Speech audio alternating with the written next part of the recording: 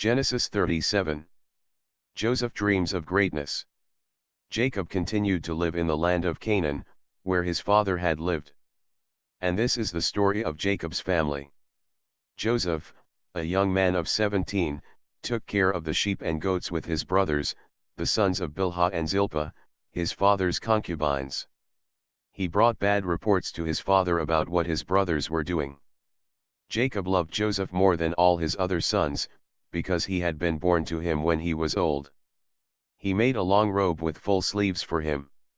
When his brothers saw that their father loved Joseph more than he loved them, they hated their brother so much that they would not speak to him in a friendly manner. One time Joseph had a dream, and when he told his brothers about it, they hated him even more. He said, "Listen to the dream I had.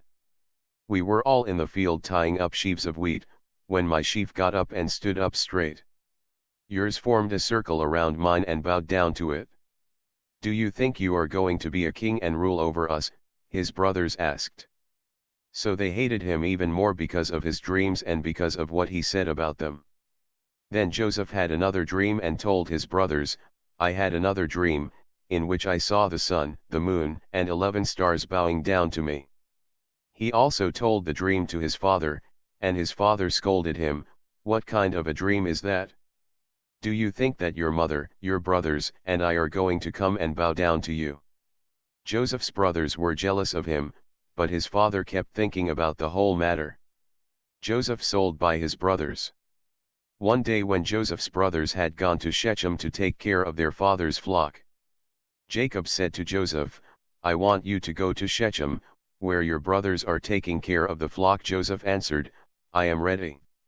His father told him, "Go and see if your brothers are safe and if the flock is all right, then come back and tell me." So his father sent him on his way from Hebron Valley. Joseph arrived at Shechem, and was wandering around in the country when a man saw him and asked him, "What are you looking for?" "I am looking for my brothers, who are taking care of their flock," he answered.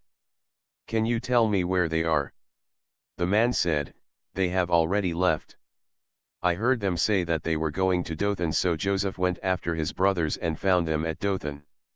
They saw him in the distance, and before he reached them, they plotted against him and decided to kill him. They said to one another, "Here comes that dreamer. Come on now, let's kill him and throw his body into one of the dry wells. We can say that a wild animal killed him. Then we will see what becomes of his dreams." Reuben heard them and tried to save Joseph. "Let's not kill him," he said. "Just throw him into this well in the wilderness, but don't hurt him." He said this, planning to save him from them and send him back to his father. When Joseph came up to his brothers, they ripped off his long robe with full sleeves. Then they took him and threw him into the well, which was dry. While they were eating, they suddenly saw a group of Ishmaelites traveling from Gilead to Egypt. Their camels were loaded with spices and resins. Judah said to his brothers, "What will we gain by killing our brother and covering up the murder?